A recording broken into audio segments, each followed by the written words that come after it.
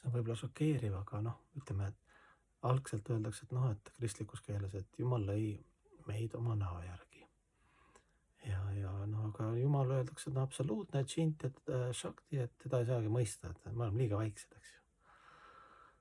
Aga noh, kuna ta on ise läbi pühakute, läbi pühakirjade ja ise siin kehastub erinevates kehastustes, et noh, ta nagu oma armulikkusest tuleb ja näitab, eks ju, seletab meil nagu põhiprintsiibid ära ja põhipointi, eks ju. Ja no aga siis ikkagi mõtled, et noh, et ma ei tea, et kas see on autoriteetne või ei ole autoriteetne, et kui ka inimesed moonduvad seal pühakirjades ja aga noh, tunned viljade järgi jälle kristlik värk, et vaatad läbi head omadust ja kui on head omadused, siis kes räägib ilusat juttu, tal on omakuse püüdmatus ja kõik need ilusad tingimused, armastuse omadused, siis noh, võib uskuda küll, sest ta ei tee business'it. Aga põhipoint on see, et noh, selline naljakas või isegi müstiline point või isegi võib-olla alguses šokeeriv point mõnes mõttes, et noh, liiga palju, liiga uhkelt nagu väidab vend seda. Et Jumalat mõista, siis sa võid üritada mõista oma nagu neid puhtaid tunded ja mentaliteete, kuna sa oled temast lahutamatu osake, eks ju, kui me oleme kõige kõrgemas, siis põhimõtteliselt võib öelda, et meie õpetus ka, et me oleme nagu väiksed jumalad, kvalitatiivselt samad, aga kvantitatiivselt erinevad. Aga me oleme nagu sama nagu kruuviga nagu Jumal, kuna me oleme temas, noh, kõik sama, eks ju, sama pere, ütleme nii. Et me tahame olla õnnelikud, me tahame kõike armastada ja tunda, et meid armastatakse, tahame elada igavesti, eks ju, tants, laul, muusika, ilu, lilled, päike, aeg klubis jooksema aasal, eks ju. See on tegelikult noh, see lapsemeelsus ja kõik on nagu sisse kodeeritud meile, võime seda varjata, me võime otsida seda,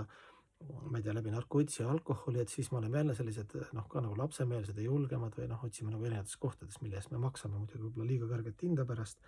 kuidas siin maailmas üritad olla selline igavikulist väikest jumalat mängida, aga põhimõtteliselt jah, et jumalat võib mõista küll, et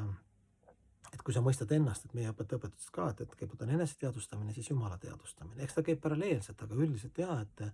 kui sa vaatad oma meeleolusi, siis sa võid nagu Jumalat ka mõista. Kuigi ta on, eks ju, noh, ookean ja meie on veetilk, eks ju. Sama vesi, aga noh,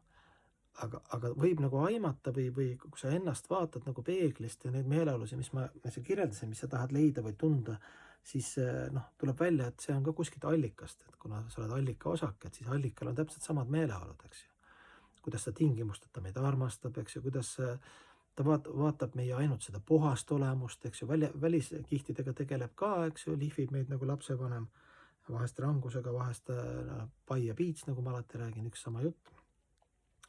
Aga see on võib-olla jah šokeeriv, et me otsime Jumalat, eks ju, ülihingena hinge kõrvalt, või siis öeldakse, kuidas ta vaimses maailmas, mis planeetidel on erinevad kehastused ja algne planeet, Koloka ja kuidas ta impersonaalsena ennast noh, laiendab ja kuidas ta lokaalsena, eks ju, paramatmana, ülihinge ja pühavaimuna ennast teadusena, eks ju, laiendab. Kõik need aspektid on samal ajal. Aga samal ajal on see, et kõige lihtsam võib-olla mõista Jumalat on see, kui sa hakkad ise ennast mõistma. Sest me oleme noh, niivõrd sarnased Jumalaga, nii öelda.